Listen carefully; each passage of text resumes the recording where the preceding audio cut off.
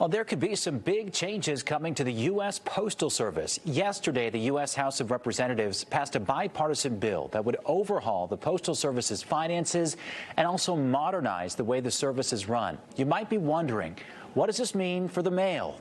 Let's talk about this with Congressman Joe Courtney. So, Congressman, you were presiding over the House floor yesterday as the Postal Service Reform Act of 2022 passed by a wide margin, by the way.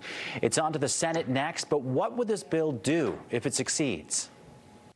It basically went in and identified some of the structural financial problems. Again, there was a requirement for the post office to fully fund its pension system for the next 75 years. There is no private sector public program in the country that has that kind of a requirement.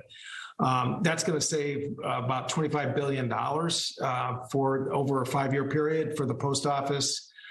Similarly, the retiree health benefits will, again, move people into the Medicare system with wraparound support, which will, again, save tens of billions of dollars for the Postal Service. This was a big step forward to really try and restructure the financial underpinnings for the post office so that they can really get and dig into some of these issues. The Postal Service as a whole is not really known as a money-making entity, and big changes to reform it will actually cost substantial amounts of money, right? So what is that cost, and is the hope that this could actually save money in the long run?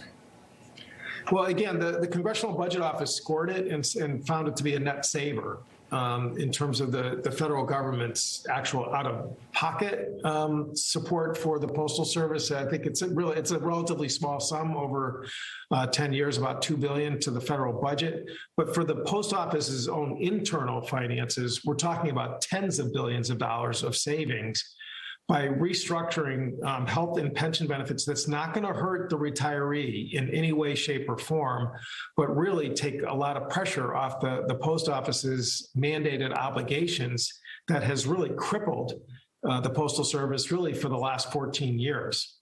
People at home are probably curious what this means for them. You represent Eastern Connecticut. Would the people of our state actually see any changes if these reforms do happen?